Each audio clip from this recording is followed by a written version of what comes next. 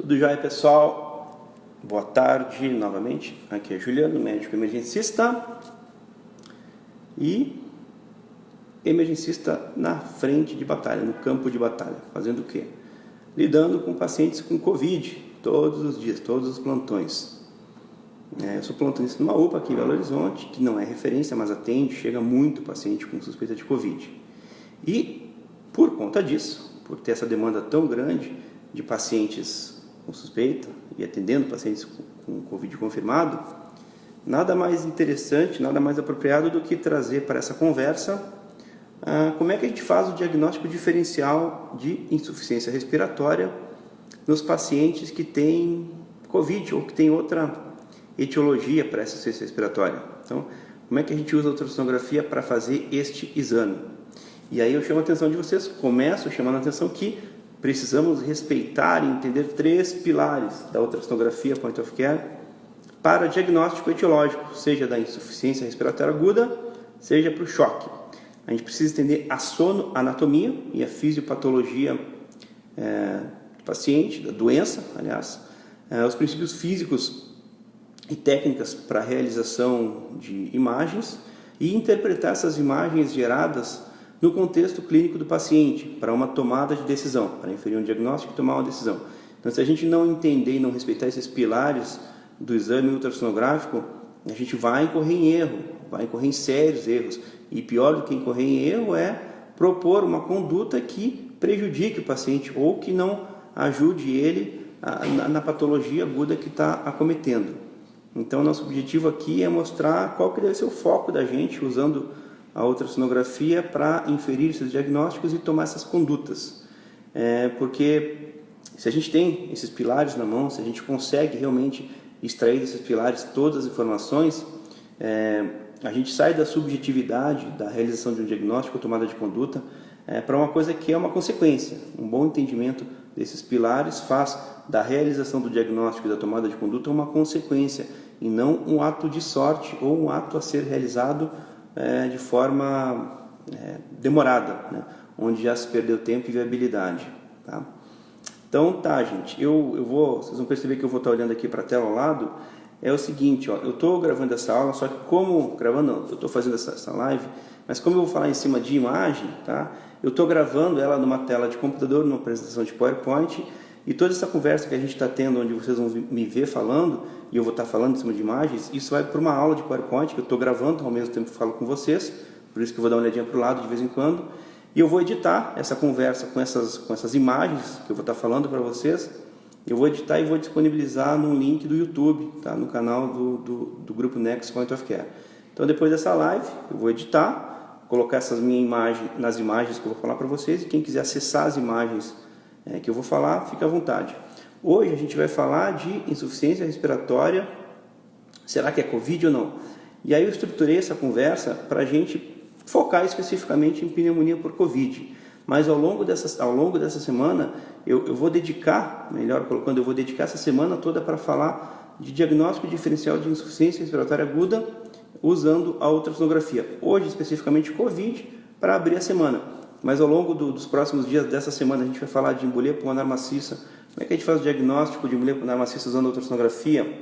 Derrame pericárdico com tamponamento. Como é que a gente faz esse diagnóstico usando a ultrassonografia? Pneumotórax. Como é que a gente faz esse diagnóstico? Derrame pleural como causa de insuficiência respiratória.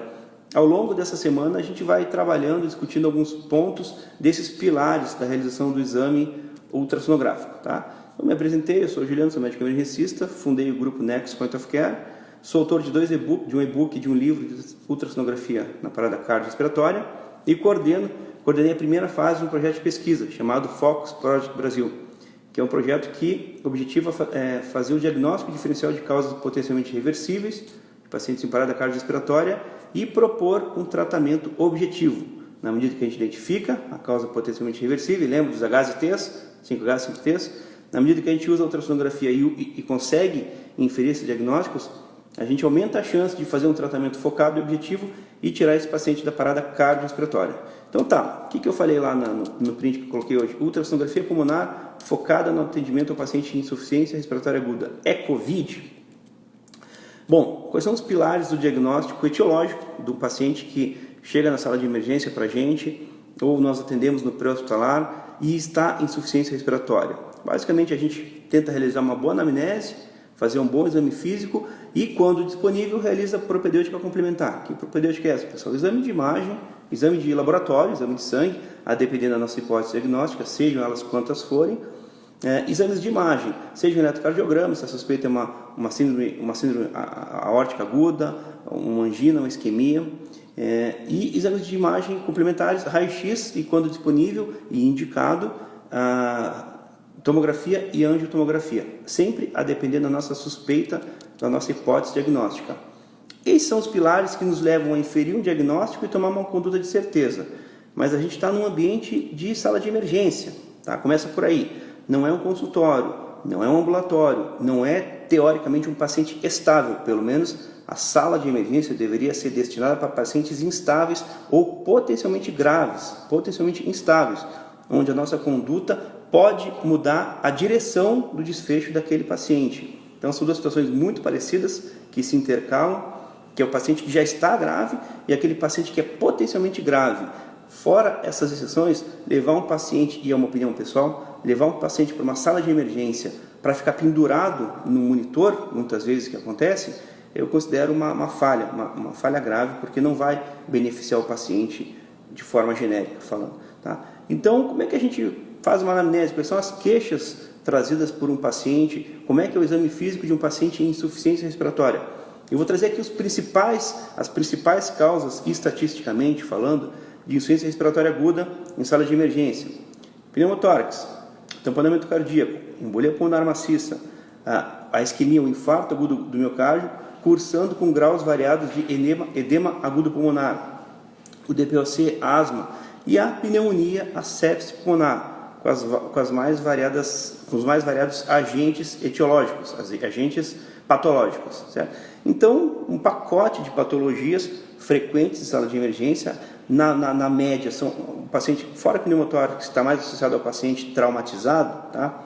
Essas outras patologias que eu falei para vocês, tamponamento, a embolia, o edema agudo pulmonar secundário, uma hipertensão, um evento isquêmico, o DPOC, asma e a sepse de foco pulmonar, vão cursar com graus variados de insuficiência respiratória aguda.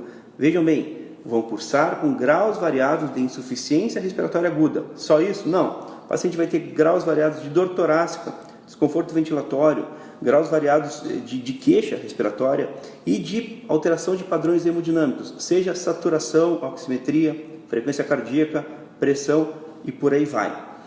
A gente está falando de um paciente que chega na sala de emergência, a gente consegue fazer uma boa anamnese, consegue conversar com esse paciente, ele fala, ele não está entubado, ele não está em choque, ele não está em parada cardíaca, ele não está tão cansado a ponto de não conseguir falar. Isso é claro, beleza. Mas a gente aqui, o nosso foco é falar daquele paciente que chega em insuficiência respiratória aguda, que não nos permite uma boa anamnese, onde o exame físico deixa muito a desejar e tem N trabalhos na literatura mostrando o quanto é baixa a sensibilidade do nosso exame físico para a grande maioria dessas patologias que eu acabei de falar para vocês. Ou seja, quando o paciente chega com dispneia, com esforço ventilatório, com dor torácica, com alterações do padrão ventilatório, alterações de dados vitais, quando a gente coloca isso aí no papel e vai ver o que isso pode ser, pode ser um monte de coisa. Então é baixa a nossa sensibilidade para o diagnóstico. E a gente está falando de um paciente com insuficiência respiratória aguda que muitas vezes não vai nos fornecer essas informações de forma adequada, não vai conseguir. Tá? E aí, para que lado que a gente vai? Para que lado que a gente corre? Aqui entra a ultrassonografia point of care como uma ferramenta propedêutica complementar a ser usada à beira do leito enquanto a equipe vai admitindo esse paciente, monitorizando esse paciente, funcionando acesso nesse paciente, oferecendo aporte de oxigênio conforme indicado, e a gente muitas vezes não consegue lançar a mão de uma boa anamnese ou de um bom exame físico, ou o exame físico nos deixa em dúvida. A ultrassonografia, ela entra como essa ferramenta propedêutica, que é feita ali, point of care, à beira do leito, ao lado do paciente, enquanto a gente tenta conversar ou enquanto a gente examina esse paciente. De forma que esse exame é feito por esse médico que está atendendo o paciente, as imagens são entendidas lembrando os 3 pilares. Eu preciso entender a anatomia, sonoanatomia, senão eu me perco, faço imagens inadequadas. Eu preciso entender os princípios físicos para entender aquela imagem, para melhorar, para otimizar aquela imagem e poder interpretar Preciso fazer uma técnica de exame adequada, senão fica uma bagunça, senão eu não entendo nada do que está acontecendo. E interpretar essa imagem no contexto. Então, quando eu faço isso, a ultrassonografia passa a ser uma ferramenta que me permite ou confirmar uma hipótese, ou seja, estreitar as possibilidades diagnósticas daquela insuficiência respiratória. E se ela não consegue me dar essa informação de certeza, com uma acurácia boa, eu consigo ao menos, eu consigo estabelecer uma terapêutica adequada. Eu vou fazer uma expansão volêmica para esse paciente, eu vou segurar a expansão volêmica, esse paciente não tem pulmão, esse paciente não tem coração para aguentar uma expansão volêmica, eu vou começar um antibiótico de forma precoce. Então, existe uma série de situações onde o ultrassom não me permite fazer um diagnóstico de certeza inicialmente, mesmo estreitando as possibilidades, mas eu consigo, com as imagens geradas e de forma multissistêmica, propor uma conduta que beneficie o paciente. Eu chamo aqui de novo a atenção do multissistêmica porque o exame ultrassonográfico feito de forma multissistêmica, e a gente está falando, pessoal, especificamente, predominantemente de pacientes em insuficiência respiratória, de pacientes em sala de emergência. Tá? Não falo do paciente estável, do paciente que não vai se beneficiar tanto com aquele exame. Então, essa avaliação multissistêmica, onde eu avalio o pulmão, avalio o veia cava, preditor de volemia, avalio o coração e ainda posso olhar vasos, aorta e ultrassom de compressão vascular, essa sequência de exames, ou esses exames feitos conjuntamente, aumenta a minha acurácia do diagnóstico. Então, eu lembro para vocês que o ultrassom, como ferramenta propedêutica à beira do leito, tem os relatos mais impactantes da década de 90, com conflitos urbanos, onde o FAST, o protocolo FAST, lembrem que o FAST é nada mais do que um protocolo de uso da ultrassonografia. Então, o FAST foi usado para triar pacientes gravemente feridos em campo de batalha. Houve, então, essa transição, na década de 90 para 2000, do exame do pré-hospitalar, do FAST, para o uso intra-hospitalar da ultrassonografia point of care. Em 2000, o Colégio Americano de Médicos e Emergencistas publicou um guideline, com os diversos usos. Esse guideline vem sendo encorpado, vem ganhando evidências e ampliando o seu uso em sala de emergência. Então, transitou do século passado para o início desse século, do uso do pré-hospitalar do paciente traumatizado para o uso clínico da ultrassonografia. No aeromédico, a gente usa o aeromédico, a ultrassonografia no aeromédico para monitorização do paciente em tempo real ou para monitorizar esse paciente durante o transporte. A NASA fez um projeto aqui em Minas Gerais, chamado Eco das Gerais, onde ia se usar a telemedicina para avaliar pacientes em tempo real lá que estavam sendo atendidos. E também tem um projeto da NASA onde astronautas são treinados em terra para fazer a técnica de captação de imagens. Eles fazem essas imagens no espaço, essas imagens são interpretadas por médicos especialistas aqui na Terra. Então a gente vai da Terra ao ar usando essa ferramenta propedêutica. Eu usei esse projeto da NASA, inclusive, eu baseei a metodologia do meu projeto de pesquisa de ultrassom na parada cardíaca nesse projeto da NASA, onde os acadêmicos de medicina eles são treinados por mim mesmo para realizar um protocolo específico de ultrassom para diagnóstico de causa potencialmente reversível, e eu acompanho essas imagens por telemedicina em tempo real, para que a gente consiga inferir uma hipótese diagnóstica e tratar esse paciente. A gente usa um protocolo específico, o LIMAS Protocol. E a gente tem imagens fantásticas geradas por esses acadêmicos, a gente tem casos relatados já em congressos médicos de pacientes onde o desfecho foi mudado usando a ultrassonografia point of care e telemedicina para esse uso. Outra coisa que aumentou quase que exponencialmente o uso da ultrassonografia point of care foram grandes publicações em grandes revistas. New England Journal of Medicine publicou em 2011 um artigo chamado Point of Care Ultrasonography, que ele aborda ali alguns dos usos principais da ultrassonografia. A Chest, em 2008, publicou o trabalho do Lichtenstein, Daniel Lichtenstein, intensivista, o Bedside Lung Ultrassom, de onde derivam padrões pulmonares que nos permitem inferir hipóteses diagnósticas de pacientes em insuficiência respiratória aguda. Bedside Lung Ultrassom na insuficiência respiratória aguda é o trabalho dele. Pois muito bem. Então a ultrassonografia, ela pode ser usada, ela deve ser usada, mais do que pode, ela deve ser usada, pessoal, na insuficiência respiratória aguda como uma ferramenta de propedêutica complementar à beira do leito, enquanto a gente examina o paciente em insuficiência respiratória aguda. Para todo mundo? Não, acabei de falar, insuficiência respiratória aguda. É ali, naquele paciente, que a gente vai que as alterações fisiopatológicas, por isso esse é um dos pilares da ultrassonografia point of care, as alterações fisiopatológicas vão gerar artefatos pulmonares, alterações morfológicas da veia cava inferior, alterações morfológicas no coração, que vão nos permitir inferir um diagnóstico. Então, e isso aí é tempo dependente, ou seja, quando a gente consegue usar essa ferramenta e precocemente infere esse diagnóstico, a gente ganha tempo, a gente leva para a terapia definitiva aquele paciente com aquela hipótese, com elevada acurácia, a gente ganha tempo, a gente encaminha o paciente para uma terapêutica definitiva com um ganho de tempo. Isso aí também é dado de literatura, não sou eu que estou inventando aqui. Então, para o diagnóstico de edema agudo pulmonar, eu estou olhando aqui para o lado porque eu estou olhando as janelas, lembrando novamente que essa nossa conversa ela vai estar disponível numa aula em PowerPoint, isso que eu estou falando aqui com as imagens geradas em PowerPoint, tá pessoal? O link eu coloco mais tarde, depois de editar essa nossa conversa aqui. Então, o diagnóstico diferencial da insuficiência respiratória aguda por um edema agudo pulmonar, por exemplo, que pode gerar e gera dúvida, será que crepita, será que não crepita, será que é um edema, será que é uma sepse pulmonar, o que está gerando aquela crepitação? Ausculta. Versus, que é o pulmão úmido, dito, né? Versus o pulmão seco, o pulmão do paciente com um DPOC exacerbado, um processo infeccioso pneumônico, gera extrema dúvida, muitas vezes, o que é. E na prática, o que a gente faz, a gente atira para todos os lados. Começa um diurético, começa um vasodilatador, começa um corticoide, uma diurética terapia, bota esse paciente na VNI. Por quê, pessoal? Porque o nosso exame ele falha. E a gente não tem culpa, pessoal. A sala de emergência, o dia a dia da sala de emergência, ele é tenso, ele é tumultuado. A gente atende mais de um paciente, muitas vezes, concomitantemente, porque vai chegando, é porta aberta. Quem trabalha na sala de emergência sabe como é que é. E muitas vezes, no exame rápido, surge a dúvida. E na prática, a gente começa um pacote de terapêutica, né? Paciente com edema agudo, a gente começa um pacote, mas também pode ser um DPOC, começa um protocolo para sepse, e por aí vai. Tá? Embolia pulmonar aguda, e estatisticamente a gente está falando aí de 5 a 15% das causas de insuficiência respiratória aguda, tem lá como substrato etiológico a embolia pulmonar aguda, certo? Outra causa, tamponamento cardíaco, já tem alguns casos, eu já tenho alguns casos documentados de pacientes em insuficiência respiratória aguda, cuja etiologia, né, bater o martelo é tal coisa. Quando a gente foi passar a ultrassom, estava lá, derrame pericárdico com tamponamento, gerando tamponamento cardíaco. E, finalmente, que é o foco dessa nossa conversa aqui, diagnóstico etiológico de pneumonia.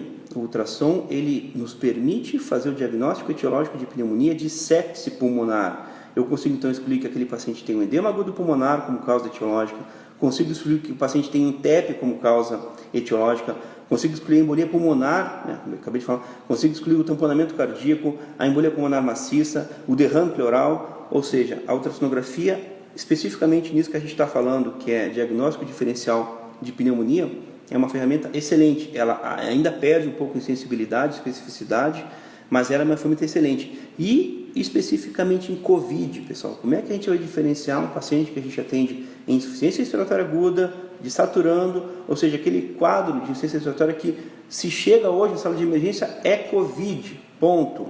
Vira tudo COVID, infarto vira COVID, edema agudo pulmonar vira COVID, pneumotórax vira COVID. A gente tem visto isso na prática, né? Sepse, abscesso, celulite vira COVID. Então está uma loucura.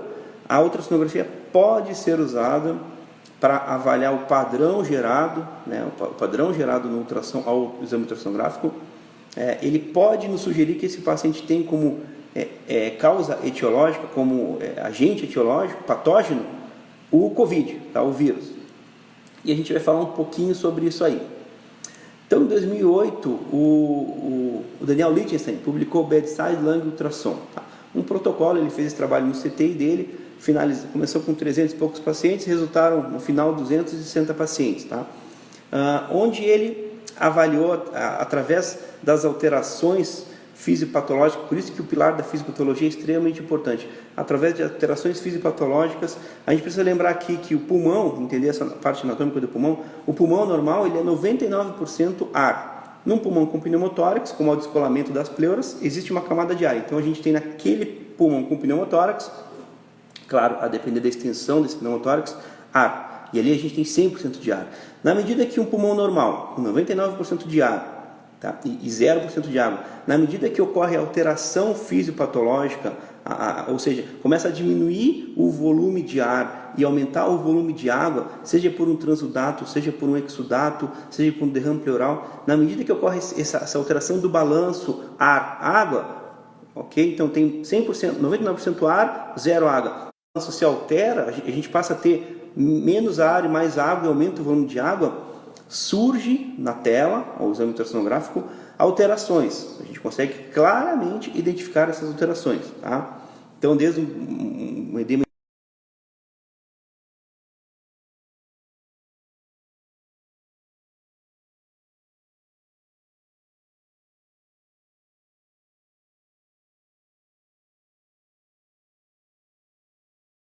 aqui, beleza. Então, desde pequenas alterações de septo interlobular até grandes alterações sistêmicas, como por exemplo o edema agudo pulmonar, onde a gente tem um edema do septo interlobular com extravasamento de transudato, ou no paciente com pneumonia, com infecção, que tem um exudato. Então, essa alteração ar-água gera no ultrassom os artefatos. O que a gente faz é interpretar esses artefatos no contexto clínico do paciente. Então, ele identificou pelo menos 10 entre artefatos e imagens que de fato existem ao exame ultrassonográfico. O Lichtenstein, nesse protocolo, Bedside Lung Ultrassom Blue Protocol, ele identificou pelo menos 10 artefatos, 10 imagens que correspondem, no final desse fluxograma dele, a uma determinada patologia. A gente vai se ater aqui à pneumonia, tá? Mas eu vou dar uma passada rápida. Então, o objetivo do Lichtenstein nesse trabalho era justamente avaliar o diagnóstico etiológico de insuficiência respiratória aguda desses pacientes admitidos no CTI dele. Então, o que eles fizeram? Foram 260 pacientes. Eles dividiram 2 grupos de pacientes admitidos no CTI. Os pacientes em insuficiência respiratória foram avaliados por 2 grupos diferentes de pesquisadores. Um grupo composto pela equipe dele, com ultrassom, onde ele fez ultrassom desses pacientes de forma cega, e outro grupo de plantonistas do CTI. Okay? Não houve intervenção no atendimento, ou mudança de conduta, nem nada. Ele simplesmente fez um protocolo e passou o protocolo dele no atendimento inicial desses pacientes de insuficiência respiratória aguda. Tá? Então, o que os intensivistas fizeram no atendimento?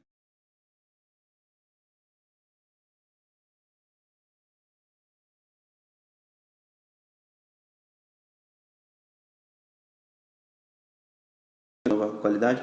Então, o Lichtenstein fez um protocolo de uso da ultrassonografia, avaliando então desde o deslizamento pleural, consolidações sub- ou infrapleurais, padrões de fragmentação pleural, artefatos de parênquima pulmonar e derrame pleural. Então, o que ele fez foi avaliar essas estruturas, essas alterações ao exame ultrassonográfico para chegar no diagnóstico. A acurácia final dessa pesquisa dele foi para essas patologias principais: embolia pulmonar aguda, edema agudo pulmonar, pneumonia, DPOC, pneumotórax, foi de 90%.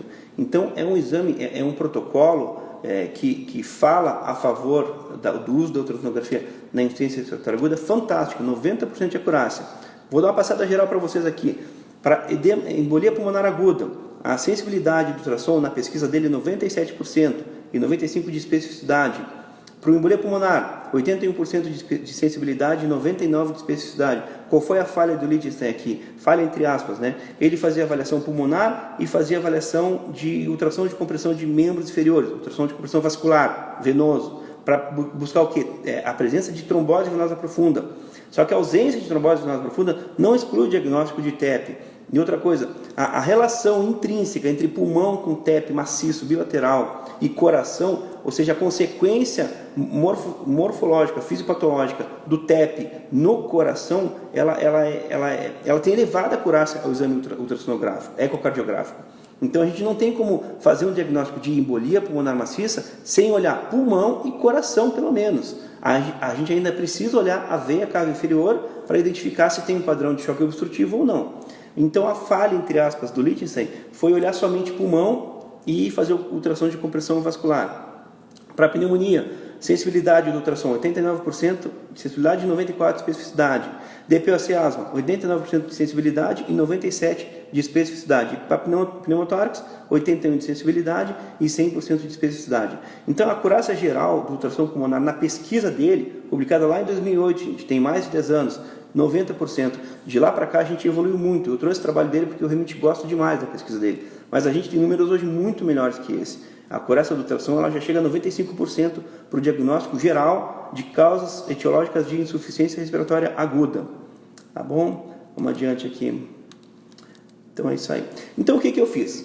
Para a gente conseguir focar essa conversa e extrair alguma coisa interessante, eu trouxe ali um estudo do início de março desse ano, eu estudo as manifestações ultrassonográficas preliminares, peripulmonares, vistas a ultrassom, de pacientes com Covid confirmado, pacientes não críticos. Tá? Esse trabalho foi publicado pelo Yu Wang em março desse ano, lá na China. Tá? Então eles fizeram uma avaliação ultrassonográfica, identificando padrões pulmonares, alterações pulmonares vistas ao exame ultrassonográfico de pacientes com Covid confirmado, mas de baixa gravidade, ok? Ou seja, os sinais precoces do paciente com Covid. Então o que eu fiz, pessoal?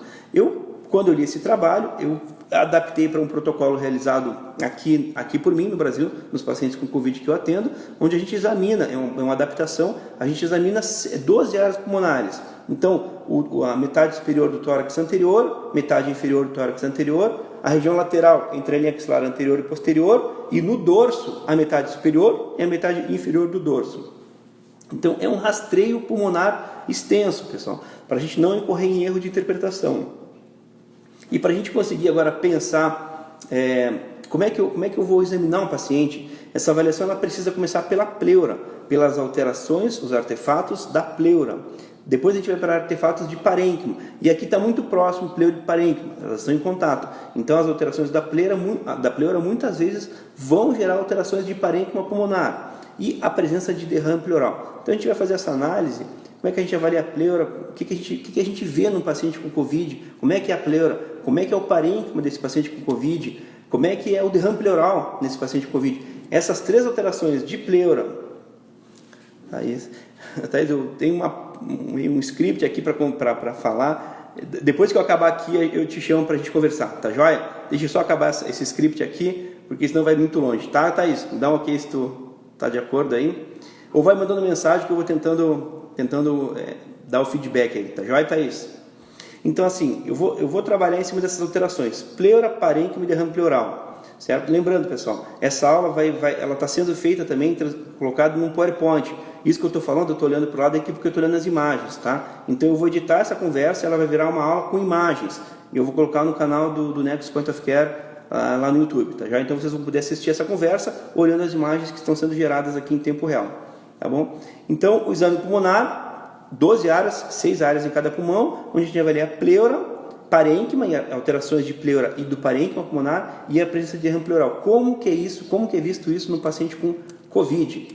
Então tá, a gente vai lembrar que são 3 pilares, tá bom? Anatomia e fisiopatologia da doença, sobre a anatomia, princípios físicos e técnica de aquisição, não pode esquecer isso, tá, pessoal? E a interpretação de imagens no contexto do paciente. Se a gente não respeitar esses pilares, a gente incorre em erros. Então, quando a gente entende isso, a gente vai para o paciente que chega em insuficiência respiratória aguda. Ele vai ter o quê? Eu inverti um pouquinho a ordem, tá? Mas depois fica claro, tá? Ele vai ter linhas B. Esse paciente em insuficiência respiratória aguda, que tem Covid, vai ter linhas B. Qual é a outra grande patologia que cursa com linha B? Além, claro, da pneumonia de outro agente etiológico, qual é a outra grande doença em sala de emergência que cursa com linha B? O edema agudo pulmonar. Então, quando eu passo a ultrassom no paciente, eu vou lá, pego o ultrassom e passo no paciente, faço a minha varredura, eu vou encontrar a linha B no paciente com Covid. Mas eu também vou encontrar a linha B no paciente com edema agudo pulmonar. Ok? De acordo? Então, como é que eu vou diferenciar a linha B de um de outro? Como é que eu vou saber que aquele paciente com linha B não tem Covid? Bom, basicamente, a gente tem alguns critérios que definem as linhas B, tá? Elas têm que começar lá na pleura, tá? Tem aqui a pleura visceral e parietal. A linha B, ela começa lá na pleura, ela não pode começar abaixo da pleura, tá? Depois de uma linha A ou de uma linha 2, ela tem que começar lá na pleura. Ela tem um aspecto brilhante, hiperecóico, claro. Ela começa na pleura e na medida que essas pleuras deslizam, a linha B ela desliza junto, ok? E a linha B tem outra característica, a linha B clássica, ela atravessa todo o campo de ultrassom, do momento onde começa ali até o final da tela, a linha B ela preenche, tá? Essa é uma linha B clássica, hiperecóica, que tem mais algumas características que não são tão relevantes. As principais são essas: elas deslizam, ela é hiperecóica, parece um raio laser, ela passa por cima de uma linha A e apaga a linha A, e ela é estreita, tá? Três ou mais, eu não tenho aqui para mostrar, mas 3 ou mais dessas linhas B no mesmo campo. O mesmo campo, o que eu falo, pessoal? O Lichtenstein chama de espaço de Merlin, entre 2 arcos costais, tá? Então eu tenho meus arcos costais, eu deslizo para cima ou para baixo. Entre 2 arcos costais, a presença de 3 ou mais linhas B nessas características sugere um edema do septo interlobular, que pode ser inflamatório, um transudato ou exudato. Muito bem. No edema agudo pulmonar, a gente vai ter difusamente a presença de linhas B, tá? Com essas características. Elas não confluem, a gente consegue delimitar bem elas, geralmente. E onde a gente encosta o transdutor, seja no tórax anterior, inferior, lateral ou posterior, a gente vai ter aquele padrão. Isso vai diferenciar a linha B, começa a diferenciar a linha B do processo infeccioso do COVID. Elas têm esse aspecto, essas mesmas características das linhas B do edema agudo pulmonar, mas o que a gente percebe lá? A linha pleural, ela já fica um pouquinho mais espessado, tá? As linhas B, elas podem, e a gente vai ter uma predominância do processo infeccioso pelo tamanho do vírus, ele tende a se depositar mais nos alvéolos distais, periféricos pulmonares e em dorso. Isso é aquela pesquisa que eu baseei no meu protocolo, mostrou isso aí. Onde é que a gente vai buscar mais alterações pulmonares? No dorso do paciente, nas regiões laterais e dorso do paciente. Então, a linha B do processo do edema agudo pulmonar tem essas características. A linha B do COVID, ela começa a mudar. A gente tem esse padrão, ele é hiperecóico, branco, mas já diminui um pouquinho a motilidade da linha B. Ela começa a ficar um pouco maior, em vez de ela ter esse diâmetro aqui, ela fica um pouco mais espessada, fica um pouco maior. Ou seja, confluem, as linhas B passam a confluir. Elas têm um padrão dito em queda d'água, tá? Ao exame diferente do edema agudo pulmonar, essa linha B do COVID tem um padrão dito, também visto na tomografia, ground glass, tá? Vidro fosco, tá? A gente não define o vidro fosco no exame ultrassonográfico. O que a gente vê é uma confluência de linhas B. Então aqui começa essa primeira grande diferenciação da linha B do edema agudo pulmonar, uma causa de insuficiência respiratória aguda, e do paciente com COVID. A linha B, ela começa a ficar mais confluente, ela diminui um pouco a amplitude dela, mas mantém as demais características das linhas B. Isso é visto onde, pessoal? Principalmente na região 3 e 4, a gente tem 1 e 2 anterior, 3 e 4 lateral e 5 e 6 posterior. Então na região 3 e 4 e 5 e 6 é onde a gente começa a ver essas alterações da linha B. Outra alteração, vamos ver aqui, ó. Então, na região 1 e 2 a gente pode ver essas alterações. Então vejam bem, no edema agudo pulmonar é difuso, onde a gente encosta o transdutor, a gente vê linha B. No paciente com COVID, não vai ter linha B por tudo que é lugar, vai estar mais visível ou predominantemente localizado nas regiões laterais, 3 e 4, e posterior, não é em qualquer lugar. Já é uma coisa que diferencia do edema agudo pulmonar. Na região 3 e 4, outra grande diferença, aqui sim começa a ficar gritante a diferença. As linhas B, elas passam a confluir, então a gente não vê mais 1, 2 ou 3 linhas, elas passam a confluir e gerar uma grande cunha hiperecóica e branca, mantendo as demais características da linha B. Desliza com o movimento da pleura, ela desliza, ela atravessa toda a tela, mas ela tem um aspecto hiperecóico, uma grande cunha branca, esbranquiçada. Então a gente consegue facilmente diferenciar, isso aqui é um edema agudo pulmonar, isso aqui é um processo infeccioso. E essa alteração, vista a ultrassonografia, nada mais é do que o edema do septo, o grande edema, micrômetros, duplica, triplica do septo interlobular, e aquela presença de água, confluindo um com o outro, gera essa alteração, esse artefato.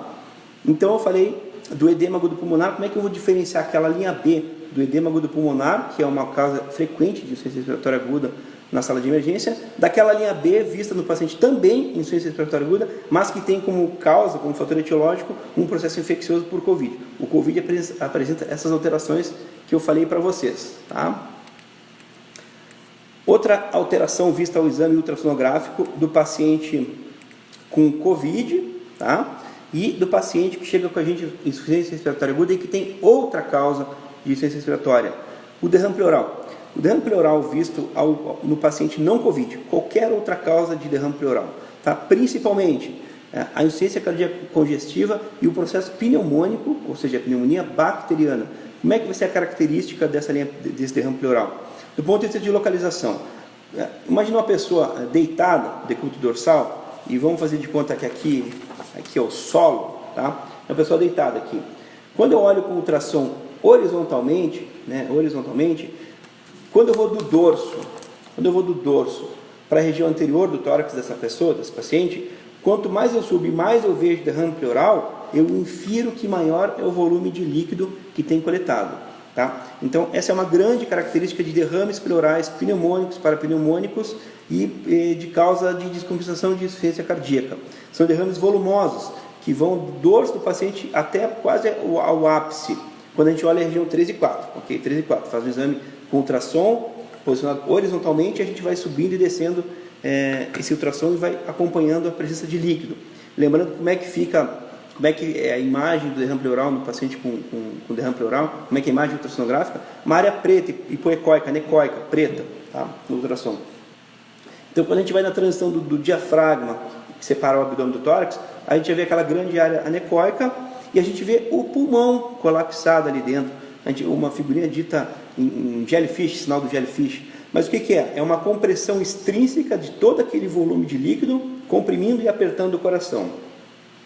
Dentro desse parênquima, a gente pode ter diversos aspectos ultrassonográficos, principalmente um aspecto dito de hepatização. Ou seja, quando a gente está avaliando o abdômen de um paciente, o abdômen, o fígado, ele tem um aspecto acinzentado, sólido, tá? E quando a gente tem um pulmão com um processo de derrame pleural que comprime extrinsecamente esse pulmão, e não há processo infeccioso nesse pulmão, apenas a compressão extrínseca, a gente pode observar o mesmo aspecto hepatizado, dito hepatizado. Então não significa que tem processo infeccioso ali, significa que o ar que estava ali dentro daquele pulmão foi comprimido pelo líquido externo, tá? E jogado para fora, gerando aquele aspecto dito hepatizado. Mas quando há um processo infeccioso dentro desse pulmão, a gente aí sim vai ter artefatos, broncogramas, uma série de outros artefatos dentro do pulmão, linhas B inclusive, tá? Mas a gente vê, mas tem outra explicação da linha B do processo infeccioso no derrame pleural, tá? Mas a gente vê broncogramas dinâmicos, estáticos, que podem corresponder a telectasias ou processos infecciosos, tá? Então, existe visualmente uma grande diferença desse derrame pleural pneumônico, parapneumônico, bacteriano ou de um edema agudo, de uma insuficiência cardíaca, do derrame por Covid. E qual que é a diferença? O que diferencia um derrame pleural do outro? Eu estou olhando para as imagens aqui, tá, pessoal? O derrame pleural do paciente com Covid, ele é localizado.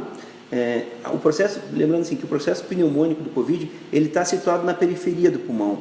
Ele não gera, pelo menos a gente não tem documentado na literatura de forma predominante, grandes processos pneumônicos. São processos pneumônicos que eles ficam na periferia, em todo o dorso, na região posterior do paciente. A gente não vê um grande processo lobular, não costuma ver, pelo menos ainda não há isso documentado.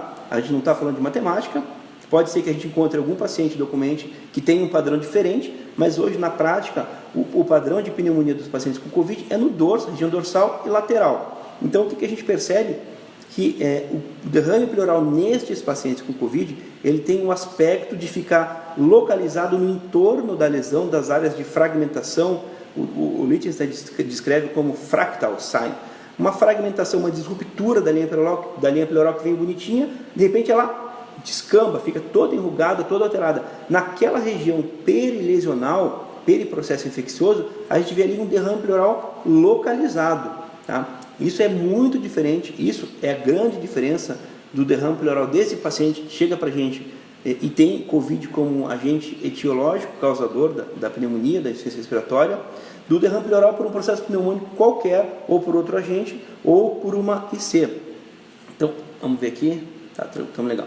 Então, outra grande diferença, derrame pleural, como é que é na pneumonia, no processo parapneumônico, na IC e no paciente com Covid? Um grande derrame volumoso, comprimindo o coração, gerando artefatos dentro desse parênquima, e no outro um processo pequeno, que tem que ter o olho às vezes bem treinado para conseguir identificar, tem que usar o modo M muitas vezes, buscar o sinal sinusoide, jogar o modo M e identificar o sinal sinusoide, e ele está localizado ali perilesional, perilesão. E o que é essa lesão? O que eu quero dizer com lesão? É o processo de espessamento, descolamento pleural e fragmentação, disruptura da pleura. Ela fica toda enrugada, toda fragmentada. Isso vai ser maior ou menor a depender do tempo de evolução da doença, claro, tá? Mas a gente está falando de processos infecciosos iniciais aqui, ok? E outro pilar, consolidação. Aqui sim vem uma grande diferença do paciente que tem uma consolidação, um processo pneumônico, tá? De etiologia, de agente etiológico bacteriano, tá? Ou viral de outra etiologia, que não COVID, e do processo do COVID, tá? Como é que a gente vê, como que se dá o processo de visualização ao exame ultrassonográfico de um paciente que tem processo infeccioso, tá? Processo infeccioso, uma embolia pulmonar maciça.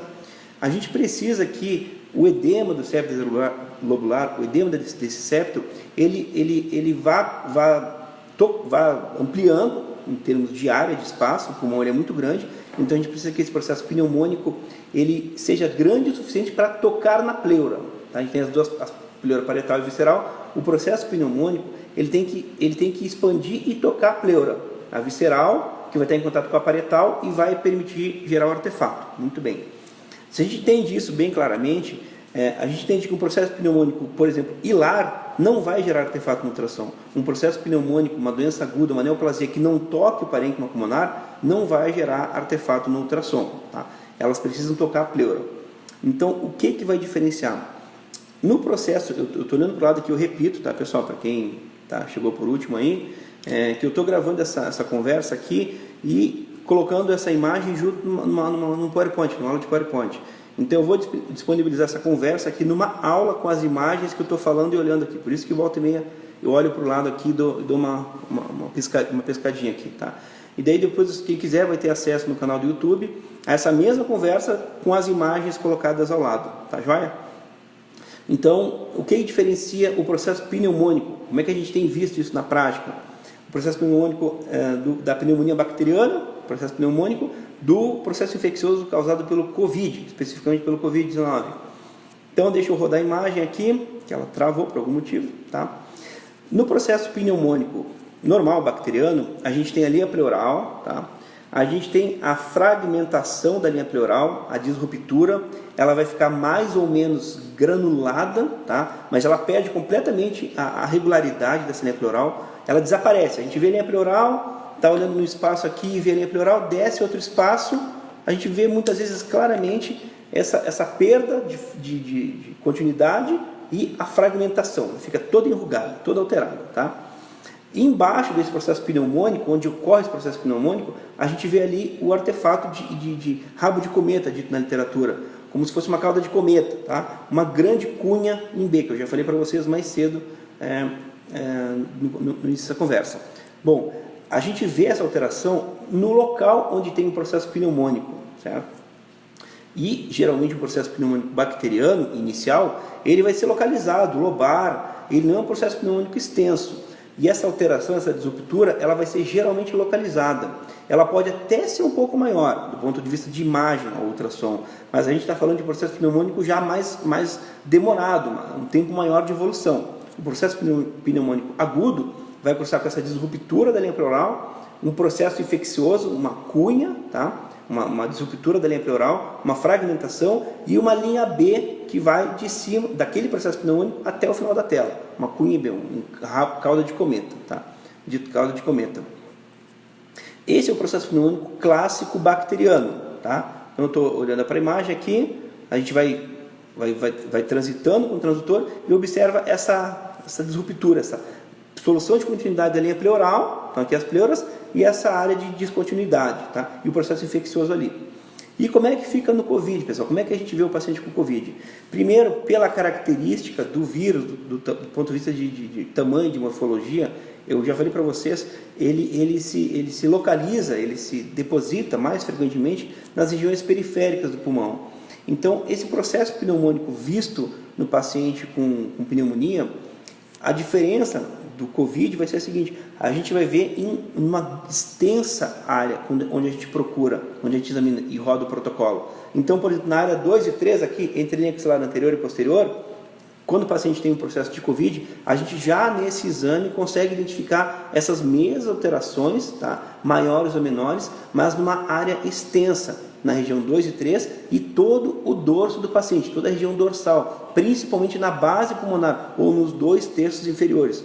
Um paciente com COVID que tem se apresentado para a gente no serviço de emergência, ele caracteristicamente tem essas alterações, tá, vistas no exame ultrassonográfico, não é diferente, não é muito diferente, tá, mas é mais localizado do ponto de vista de infecção, ela fica mais localizada e ela vai numa extensa região 2 e 3, aqui lateral, ao dorso do paciente e nos 2/3 inferiores do pulmão, na região dorsal desse paciente.